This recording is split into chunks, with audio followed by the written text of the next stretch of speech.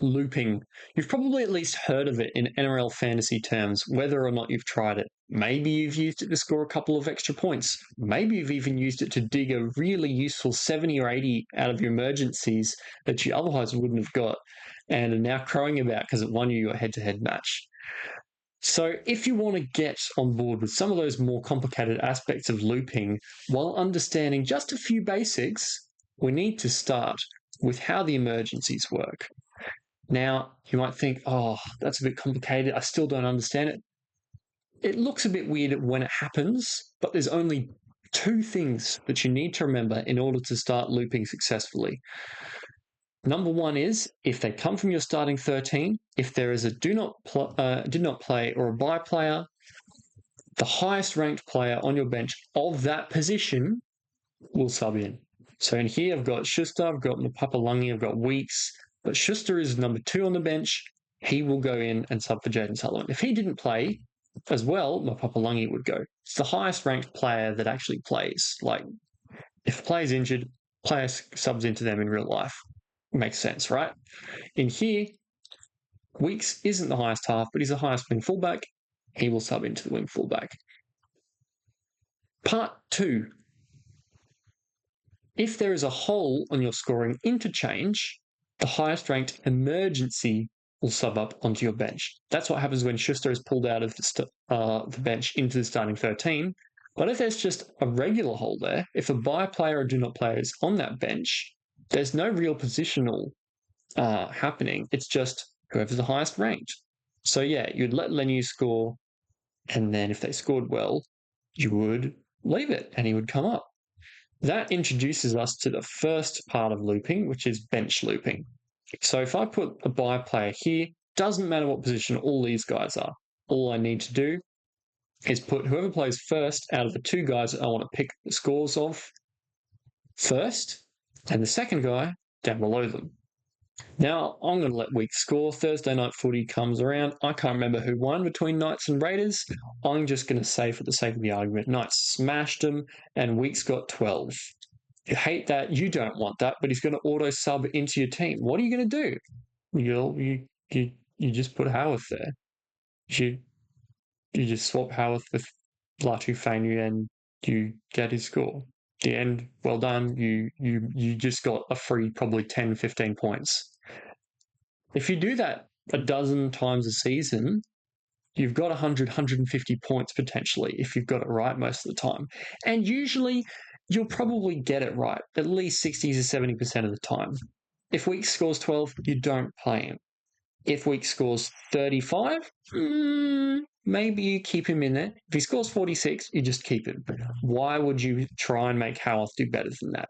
The only time you would want to do that ever is if you knew your head-to-head opponent had Weeks and didn't have Howarth, and you really needed Howarth to come home strong in order to win that match. But like, still, there's a very high chance you're going to lose out on 30 points, and at best you'll do 5-10 points better. Looping is about safety and grinding up the ranks with those little bit of extra points you get every couple of rounds. It's very useful and can turn a top 800 finish with an extra 100, 150 points to top 5 or 600 very, very quickly. So the second type of basic looping, based on people going to starting 13, is positional looping. If you've got a half that's not there, you use you use your highest ranked halves there. But if they're both bad or really inconsistent, you just bury them in your emergencies, right? You don't have to play them if you don't want to. You just pick them. So Weeks plays first, put him higher than Flanagan. If he scores 40, leave it. He's going to sub in because he's your highest ranked half. If he scores 12, you put Flanagan there, and Flanagan's probably going to score better than that. And that's it. That's probably about like 2/3 of the loops that you'll do. Standard loops for single positional, single bench loop. Very common. Gets you a lot of points throughout the season. The other one that you probably see quite a lot, especially around origin time, is what you call a double loop. So you've got 2 bye players this time, and you put them 3 and 4 on your bench. Now you've got 3 shots to get the best 2 scorers out of that. Put them in order of games. Lenu goes first. If he gets 50, you leave it, and then you're just single looping Weeks and Hughes with that other position. Weeks goes well, you leave it, you get those two. Leniu goes well, Weeks goes bad, you put Sam Hughes up into position 3 or 4, and Lenny will still sub in because there's another buy player still there. Wow, you just got the best of both worlds. Yeah, and if Lenny scored bad, just put the other two up. It's very easy to see how quickly you can make a couple of points with those high percentage decisions. It's very, very useful, and a lot of times just 3 points. Sometimes it is actually 3 points, and you can literally pick the best player. We'll get onto that in a minute. But another way that you can use to improve it further, now we're starting to get into the really cool stuff, the really useful stuff. Say you had two guys, but instead of wanting to double loop, you were really confident that that top guy, say if it was a Lenu here like last time, and you were really confident they're just going to do way better than everybody else, just play them in your team. Doesn't matter. Just play them.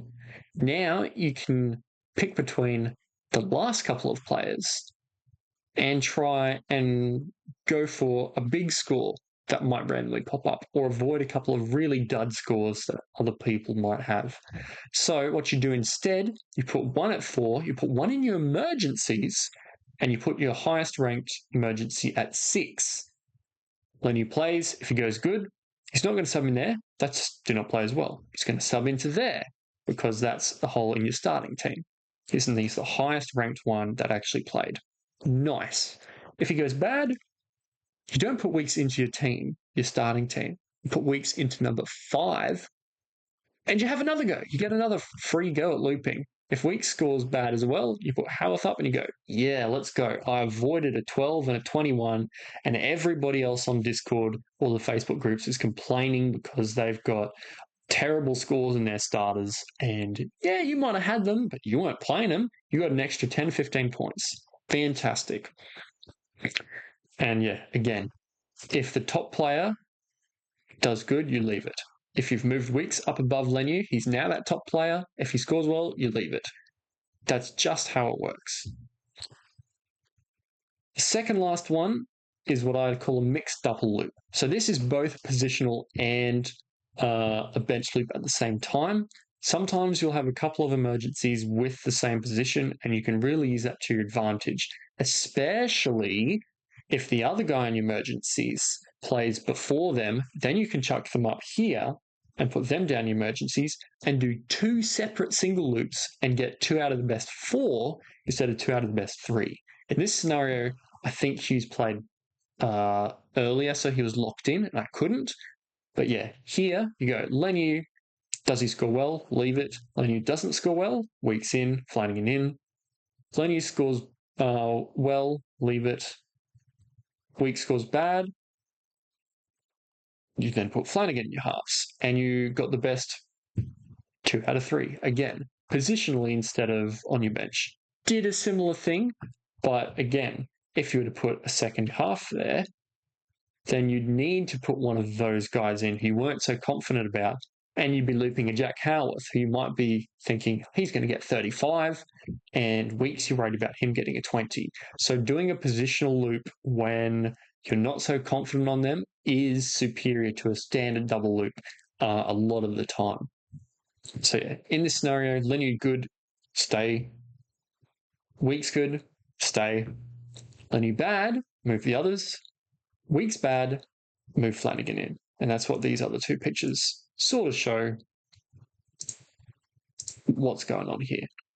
Now, this is my favorite type of loop, pretty much. The type where you can just pick the player you want, and you pick whose points you want.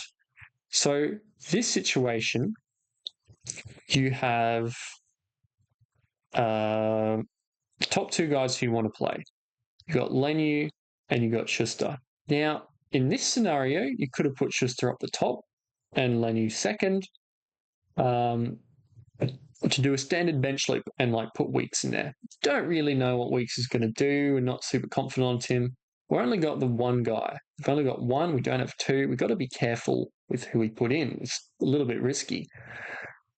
So what you do, you leave both of them, and then you go, huh, huh. If Lenu is 35 and Schuster is 50, I can just leave Sullivan there and I get Schuster's 50. If Lenu got 35 and Schuster got 10, you just put Wicks there, you put Sullivan there, and you get Lenu's 35. You picked the best guy for free. You picked the most points for free. The only risk that comes attached with that at all is that Weeks also goes really bad. But really, you've already got yourself ahead of the curve by avoiding one bad score already. So the odds are you're going to make it out of there way better than you started in either case, even if Weeks doesn't go that fantastic. So single positional loop with those advanced caveats is definitely better than the regular single loop. It's very handy, and sometimes you can just straight up pick scores. It's very good, very useful. I'm going to now show another version of this advanced single positional loop that might be of interest to everybody. Now, this is not my team. I purposely put a couple of these people in here just to show this loop because it can be very, very useful. So now I have Jaden Campbell. Jaden Campbell is very nice because Jaden Campbell also has dual position while he's on the bye. Brimson will eventually, but can't use him because he doesn't yet. It's not got the extra dual position being added prior to round 1 TLT. So let's have a look at this game order that we actually have for round 1. Tamale is first up, but I'm putting him there just to get rid of him because he will have wing fullback added to him as well if he's named on the wing, and then he'll mess up my bench, won't he? Because I will have 3 centre wing fullbacks, and I won't be able to do it. So let's have a look now. Jaden Campbell is in my halves. Sandon Smith plays first. Duffy plays second. If Sandon Smith goes well, I can put Duffy in and put Campbell up. Pretty useful. It does cut out Calvin Tuilagi. I mean, but I can also just turn that into Marmazulis or something. So if Sandon Smith scored a whopping, really good score, enough that I'm confident that I want that boost over, say, whoever I just put down in my emergencies versus Duffy, that's good. More points, extra points for me. Another way to look at it and go about it is Sandon Smith scores bad. I don't want him. I don't care about that loop anymore. I don't want him subbing straight into my team. I don't want to put him in my bench and get rid of somebody and put Duffy in my team. I just don't want to. So I could put it like that and leave it. Or I could do it again. I can do another loop. I can go McLean plays first, Munro plays later. McLean goes well against the Sharks. I will put his 45 points in there and it will be fantastic. And I just avoided a bad score and got a good score. That is an amazing single player loop. It's almost like a double loop with one guy. It's fantastic. Now, I'm not saying go out and get Jaden Campbell because of that. That's a lot of money. If you like Jaden Campbell, buy Jaden Campbell. But I'm not going to go out here and say you need to do this because of looping. Brimson will also probably be able to do this as long as he does get that duel because he's expected to play there. But you don't have to do that. You can do single loops, you can do whatever. It's not essential. But I'm just showing you what you can do. Now, if Sandon had gone bad, I put Duffy in. I went McLean versus Munro. If McLean did really bad, Sharks led by AFB pushed over the Panthers, who had a couple of guys now gone. I don't think that'll happen, but if McLean got 12, I can then go, Whoa, Munro's in. Yay, I avoided 2 sets of bad scores with the one player. Looping is amazing. You just follow it to its logical conclusions. It's very easy in the fact that you only need to know the player in my starting 13 needs a player of that position to replace them. And if then they're on my bench up here, it doesn't matter of the position. And I can just loop the two of them in whatever game order they are. So Sandon plays before Mamazoulis. I could have done that as well. But you could see that I could do more useful things with that a more advanced positional loop. So that's my rough thoughts and processes behind all this looping. I didn't even really know that this type of one existed before I started playing around with it tonight. But you can do a lot of cool things just by following those couple of things to the logical conclusion. Subs into the starting 13 with that position from wherever on the bench. If it comes from the top, emergency comes up. If it's from the emergencies, goes straight in. If they're on the bench, it's a single bench loop, no matter what position, you just put them in game order and pick which one you want. That's how you start looping, any type of looping.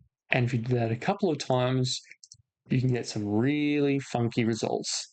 So I hope you get something out of this because it was a lot. There's a lot of words.